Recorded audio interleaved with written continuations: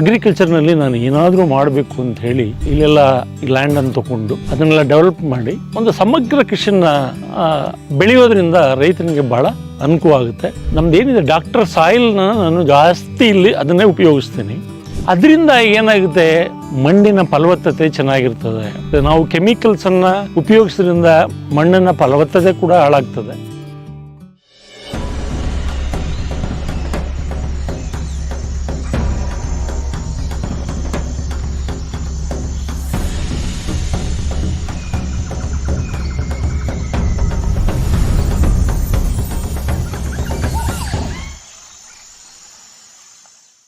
ನಮಸ್ತೆ ಸರ್, ನನ್ನ ಹೆಸರು ಚಿಕ್ಕಯ್ಯ ಅಂತ.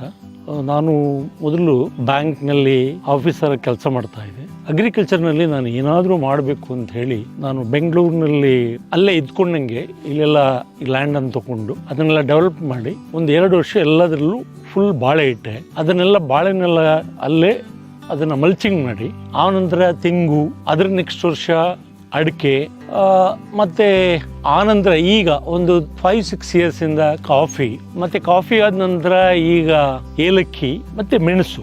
ಈಗ ಅದೆರಡನ್ನು ಈಗ ಜಸ್ಟ್ ಒಂದು 6 ತಿಂಗಳಿಂದ ನಾನೆಲ್ಲ ಈಗ 2 ಸಾವಿರ ಇದೆ, ಅದನ್ನೆಲ್ಲ ಬೆಳೀತಾ ಇದ್ದೀನಿ. ನನ್ನ ಇದೇನೆಂದರೆ, ಒಂದು ಜಮೀನಿನಲ್ಲಿ ರೈತರಿಗೆ ಇವತ್ತಿನ ಒಂದೇ ಬೆಳೆಯೋದಕ್ಕಿಂತ ಬೇರೆ ಬೆಳೆಗಳನ್ನು ಬೆಳೆದು ಇದು ಮಾಡೋದು ಒಳ್ಳೆಯದು. ಅದಕ್ಕೆ ಯಾವುದು ಒಂದು ಸಪೋರ್ಟ್ ಕೊಡುತ್ತೆ ಅಂಥ ಬೆಳೆಗಳನ್ನು ಜೊತೆಲಿ ಹಾಕ್ಕೊಂಡು ನಾವು ಬೇರೆ ಬೆಳೆಗಳನ್ನು ಬೆಳೆದ್ರೆ ರೈತನಿಗೆ ಸ್ವಲ್ಪ ಇವತ್ತಿನ ದಿನ ಅನುಕೂಲ ಆಗುತ್ತೆ.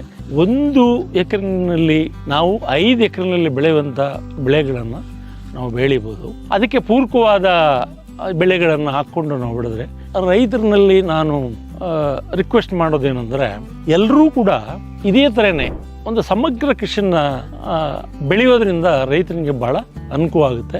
ಮತ್ತು ಎರಡನೇದಾಗಿ ನಮ್ಮದೇನಿದೆ ಡಾಕ್ಟರ್ ಸಾಯಿಲ್ನ ನಾನು ಜಾಸ್ತಿ ಇಲ್ಲಿ ಅದನ್ನೇ ಉಪಯೋಗಿಸ್ತೀನಿ.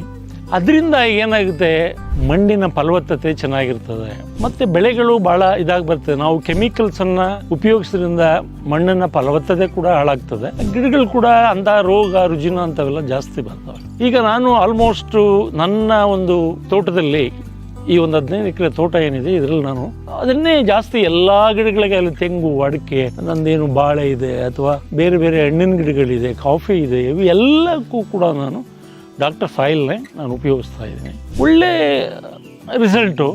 ಮತ್ತು ಈ ಮಣ್ಣಿನ ಫಲವತ್ತೆ, ಗಿಡ ಇದಾಗಿರೋದು, ರೋಗ ರುಜಿನ, ಇವೆಲ್ಲಕ್ಕೂ ಕೂಡ ಅದೇ ಥರ ಇಲ್ಲೂ ಕೂಡ ಡಾಕ್ಟರ್ ಸಾಯಿಲ್ ಅಂತ ನಮ್ಮ ಹುಲ್ನಾಚರೇಗೌಡರು ಹೆಸರಿಟ್ಟಿದ್ದಾರೆ.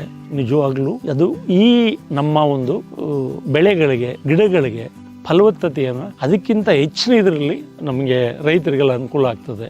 ನಮ್ಮ ರೈತರು ಇದನ್ನು ಎಲ್ಲರೂ ಅಳವಡಿಸ್ಕೊಂಡು ಬೆಳೆದ್ರೆ ಅಥವಾ ವ್ಯವಸಾಯ ಮಾಡಿದ್ರೆ ತುಂಬ ಚೆನ್ನಾಗಿ ಮಾಡ್ಬೋದು. ಮತ್ತು ಸಮಗ್ರ ಕೃಷಿಗೆ ಹೋಗೋದು ನನ್ನ ಇದರಲ್ಲಿ ಭಾಳ ಒಳ್ಳೆಯದು.